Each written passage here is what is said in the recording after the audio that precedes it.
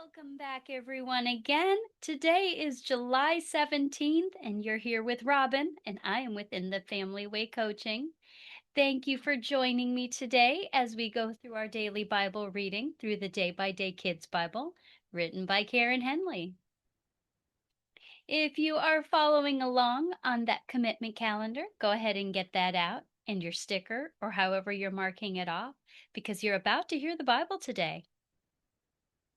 I am so glad that everybody is joining me. I have been seeing a lot of views lately and a lot of downloads. So thank you so much for joining me. I am so encouraged. And you know what? I have not said hello to you guys lately. So I want to say a special hello. Thank you for joining me all the time. You guys are always with me. Thank you, Julie. Thank you, Diamond. Thank you, Pearl. Thank you, Forrest. And thank you, Jedi.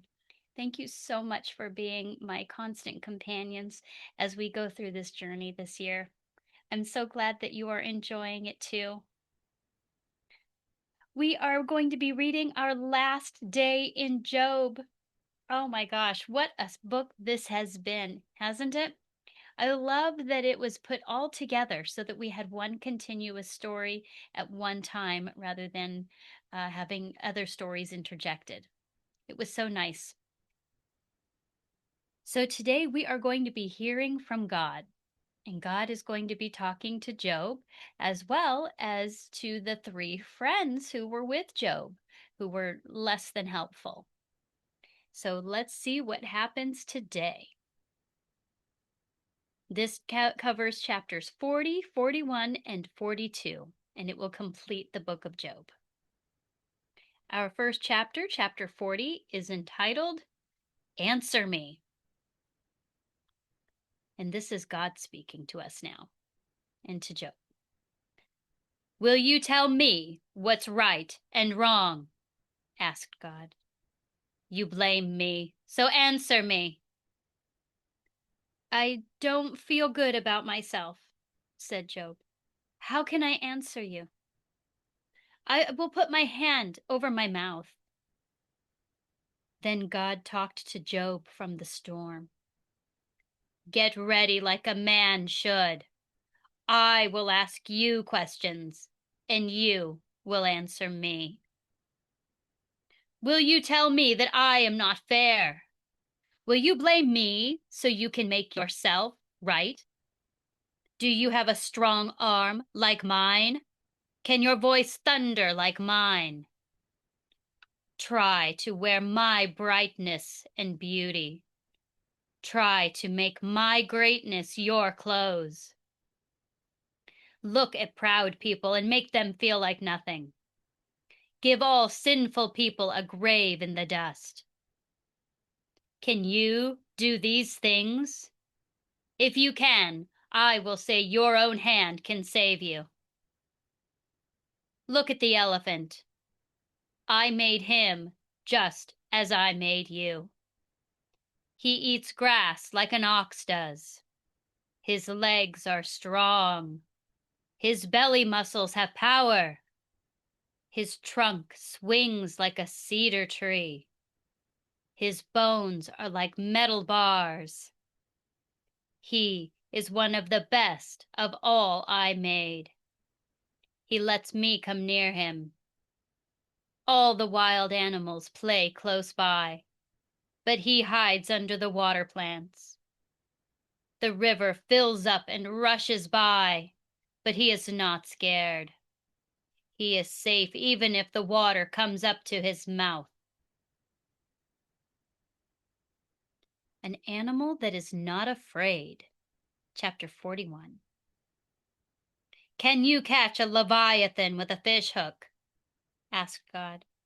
Can you make him be a pet, like a bird? Can you catch him with a spear? If you touch him, he will give you a fight to remember. You won't ever touch him again. Nobody is strong enough to get him out of the water.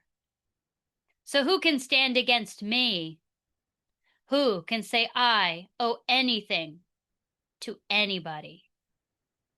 Everything under heaven is mine. I will tell about the Leviathan's legs. I will tell how strong and beautiful he is.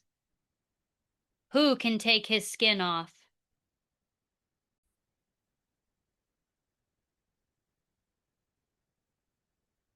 Who dares to open his mouth? Who can try to ride him? It has rows of scary teeth inside his mouth. When he breathes hard, he throws out flashes of light. Fire flows out of his mouth. Smoke flows out of his nose. His neck is strong. His chest is hard like a rock. Strong people are scared when he stands up, and they step back when he moves. A sword does not hurt him. Iron is like dry grass to him. Arrows don't make him run away. Stones are like nothing. Sharp pieces of his hide stick out under him. It makes a trail when he goes through the mud.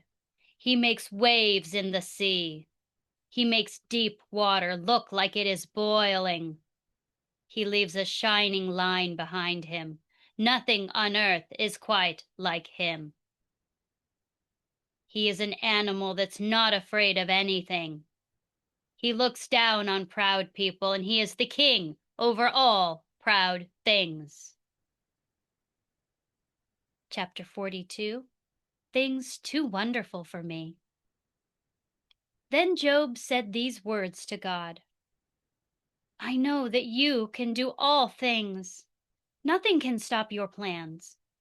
You asked, who talks without knowing what he says? I talked about things I didn't understand. I talked about things too wonderful for me to know. I had heard of you, but now I have seen you, so I don't feel good about myself, and I'm sorry. Then God talked to Eliphaz. I am angry at you. I am angry at your two friends, too. You didn't say what was right, but Job did. So go to Job and give him bulls and rams. He will offer them to me as a gift. Job will pray for you, and I will listen to him, and then I won't pay you back for the wrong you have done. So Eliphaz, Bildad, and Zophar did what God said, and God listened to Job's prayer. Then God made Job rich again, and God gave Job 2 times as much as he had before. Job's brothers and sisters came to his house. His friends came. They ate with Job and they cheered him up. Each person gave Job a piece of silver and a gold ring. God sent many good things to Job. God sent more than he had before. Job ended up with 14,000 sheep, 6,000 camels, 2,000 oxen, and 1,000 donkeys. He had 7 more sons and 3 more daughters, and his daughters were more beautiful than any other women. Job lived a long time after this. He lived to see his grandchildren and his great-grandchildren, and he died a very old man. Our big Bible tells us that he lived to be 140 years old after this. So he lived 140 more years and saw his family to 4 generations. And that is the end of our reading. Those were some incredible things that we read about today, weren't they? In the big Bible, the elephant is called the behemoth. And we're not entirely certain about what that animal Leviathan is. Some think it may be a crocodile, but that doesn't explain the sense of smoke and light and fire type thing coming out of him. So it kind of made me think of Godzilla with his atomic breath. So God made incredible creatures, And we spoke a couple of days ago about the fact that God not only made every single thing, but he cares about every single animal. And we talked about the fact that he made everything just like he made you and me. And that's exactly what God said today. He said, I made the behemoth just like I made you.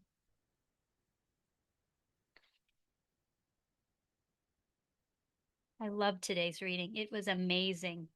I love how Job said that he had heard about God, but now he had seen him.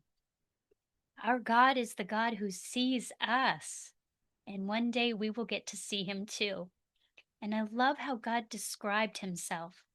He said that he had brightness and beauty, and he has greatness.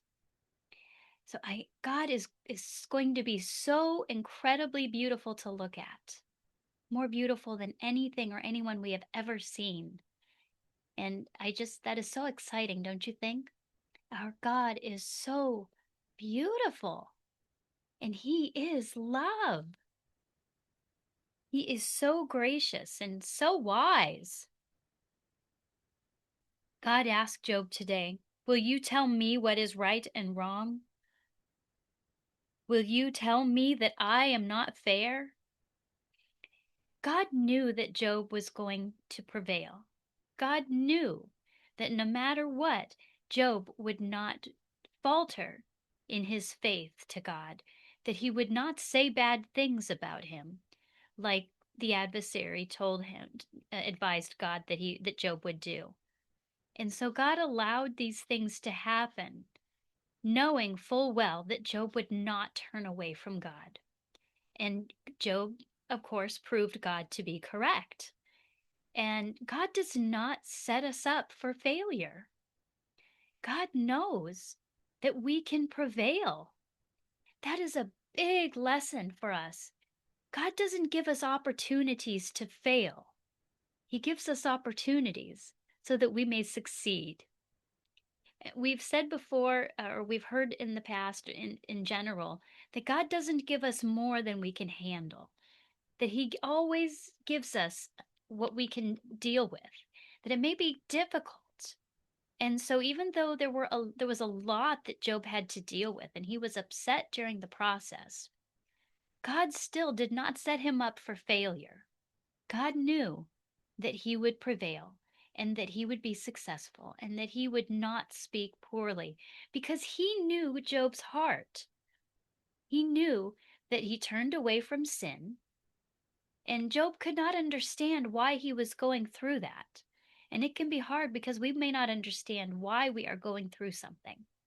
But we need to remember that God does not set us up for failure. God sets us up for success. And we need only to look to him and wait for whatever it is that we are going through to be past. It may be that we even have something that ends up leading to our eventual death. But even then, we are successful in the fact that we need to not uh, speak poorly about him, and we know that we will see him. Death is a transition from our earthly state to our spiritual state. So it is not a loss. It is simply the means that are necessary for us to transition to where we reach him in person, rather than simply being connected to him with our spirit, because we know that we are one with him. We just simply cannot yet see his beauty. We have only Jesus that we can imagine, and because he is our closest representation of God. He said that he and the Father were one. So he is our closest representation as to what God looked like. And so there is nothing that can happen that will put us on the losing side. God knows that how the story will end. And we know from Revelation that the story will end with a new heaven and a new earth, and God is always on the winning side. So we just need to remember that. And it can be difficult to go through things, but that is something that we can look forward to is knowing that no matter what difficulty we are going through, we are still on the winning side, even if it means our physical transition to seeing Him in person. That is still a win. Let's see if there was anything else. God said to Job, "Who can say I owe anything to anybody?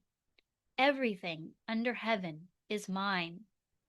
We need to remember that God does not owe us anything. Job, as we mentioned and we talked about, that when things are going wrong, we can have a tendency to list all the things we have done right and why would we deserve this? And as though God owes us for our good behavior. And God is telling us, who can say that He owes anything to anybody? Because everybody belongs to Him. Everything under heaven is His. Every person belongs to Him. We've spoken about that recently.